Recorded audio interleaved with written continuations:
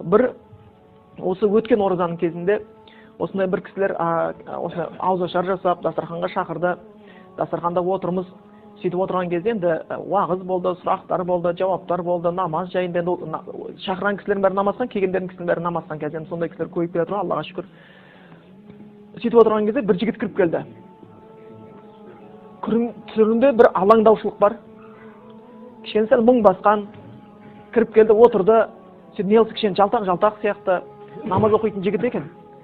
Сосын жаңағы отырып не болды, кішкене көңіл күйің жоқ қой десе, 3 күн бұрын бір оқиға болған еді, бір аварияны көрген едім, сол әлі кете алмай, өзім қайта алмай жатырмын дейді. Сосын жаңағында авария деген қазір ең көп нәрсе авария ғой, осы қазір жолда келіп тұрды, жаңағына көрдік, екі машина тег бір-біріне жабысып, біреуі жанып кеткен. Осы бір болмайтын, бір Алматыдан осы жерге жеткенше. Сонда авария көрдім дейді, не болды деген кезде, бұл жігіт намаз оққан. Сонымен өзің мектепте бірге оққан досы бар екен, екеуі кездесіп қалады. Досыны енді кішкене ақша біткен, қаражат біткен, өте жүйрік көлігі бар. Оның досын, келіп отыр. Мә, саған көп болыпты, келсең қалайсың, екеуі амандасып үйде. Сөйтіп көлікке отырдық дейді.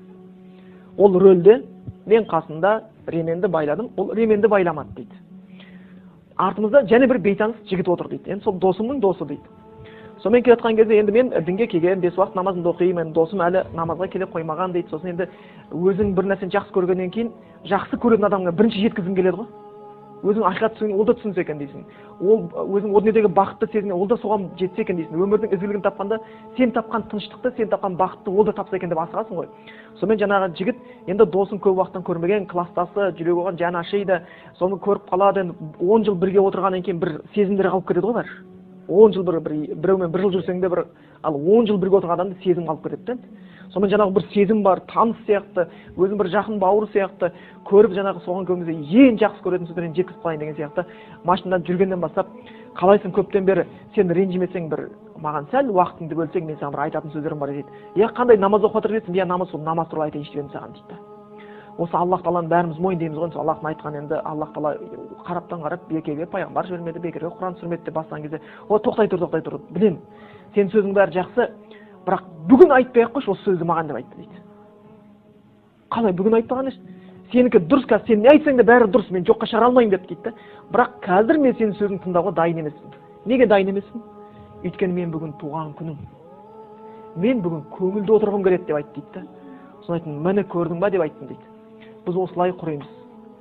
Құдай көңілімізді түсіреді, шайтан көңілімізді көтереді деп алданамыз деп айтты дейді. Олай емес деп айтты дейді. Сенің шынымен ізгілікке жетуіңе ол көмектесін Аллах Тағала. Шариғат саған ақыл береді, сенің шынымен де өмірің көрікті болуға көмектеседі. Сен олай деп ойлама. Соны тыйған, жоқ, сен осы өзің ақылды болып кетіп, сен сөзіңді қайтара алмайды екенбіз, осы қалай болып кеткен өзі. Тоқтай тұршы деп мен айтам деймін, ол тоқтатып сөйтіп не қылды. Сосын жоқ, мен шынымды айтамын, бүгін сені тыңдай алмаймын. Менің бүгін туған күнім. Мен туған күнімді өткізейінші бір. Көңілді өткізейінші деп. Жоқ, жақсы, мен сен туған күні қатысында әңгіме айтып берейін. Жоқ деді да, сосын отырды да, мен сені тыңдай алмаймын, ренжіме, одан да музыка тыңдайық деп, былай дискін алайын деп еңкейген кезде оқыс бұрылып дейді, кеттік содан дейді да. Жолда. Түсініксіз аунап жатырмыз, бітпей қойған бір тіршілік болып кетті дейді. Не болған білмеймін, аспан қайда, жер қайда, кеттік, сосын барып тоқтадық. Есім келе алмаймын, құлақ тынған тыныштық. Түсініксіз бір әлем қаяқта жатырмын, неде жатырмын деп, ременгеніп тұр екен дейді. Басым төмен салбырап тұр дейді. Машинаны 4 дөңгелек аспан қарап тұр екен. Артындағы жігіт енді ыңырси бастапты есіне келіп. Оның бір саусағыма бір жер сыныпты. Есімді жиып былай қарасам, қасындағы отырған досым дейді. Жаңағы машинаның ішінде салонда аяғы жатыр, денесі люктен шығып кеткен, сыртта жатыр дейді. Сыртқа шықтық, әшейінде әйтеуір темір көтеруге шамам жетпейтін болса да, ана жерде үрей ма, не ма, әйтеуір шок па, жабылып жатып машина итердік дейді, бір шетіне қисайттық дейді. Қисайтып жаңа досымды шығарып алдым дейді. Досымды шығарып алдым дейді, сөйтсем де аузынан қан бір екпіннен атқылап жатыр дейді. Енді жаңа досым болғаннан кейін енді тастап кетем, айдала. Әлі біз звондап үлгерген жоқпыз. Ондай көріністі бұрын көз алдымда кездескен емеспін. Досымды құшақтап жатырмын, қасындағы жігіт болса, енді ол көзі бәрі антарылып, не істерін білмей шок болып тұр дейді. Жоқ, қазір жақсы болады, қазір скорый шақырамыз, өлме деп жатырмын дейді. Қан атқылап жатыр, үстім бәрі қан болды дейді. Өлме деп жаңағы не жатырмын, қазір дұрыс болады деген кезде, ең бір қорыққан нәрсем дейді. Асфальттан ба неткен, бет терісін тура сыпырылып артта тұр екен дейді, мұрын құлақ бәрі артта тұр дейді. Сонда дейді, тіпті терісін бұлай жапқым келеді дейді, бірақ топырақ бар ғой. микробсема деген ой тұр дейді. Сонымен қан атқалы бірақ та қан азая бастады дейді. Сосын жаңағы өліп бара жатқан сияқты көрінді. Өлме, қазір звондаш тез, қазір өлме, шыда, докторға дейін шыдаш деп айтып жатқан болмады. Сонымен өлді дейді. Сенгім келмейді дейді. Қалай қазір ғана отырдық қой? Сенгім келмейді дейді. Мүмкін емес дейді. Адам өліп қалуы маған бір беймәлім нәрсе сияқты дейді. Қой деп айтын дейді. Жатыр дейді, уже тыныс та жоқ, ештеңе жоқ, қан да ақпай қалды.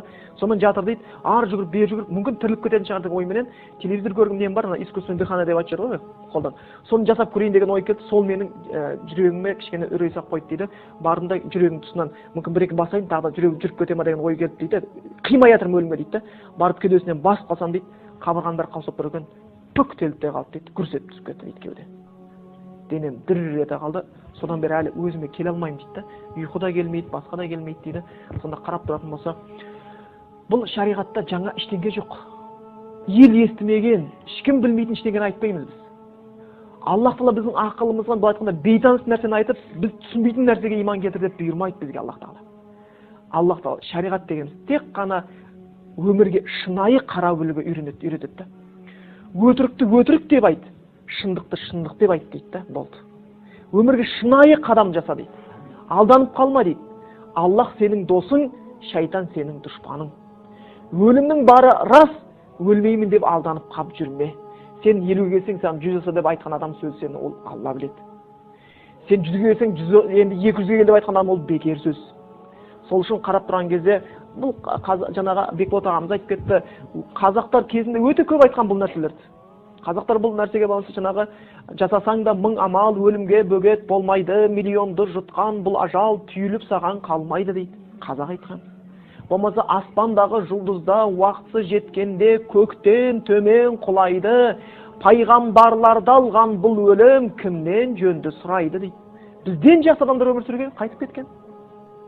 Кім бар екен өлмей өмір сүре алатын? Жоқ қой.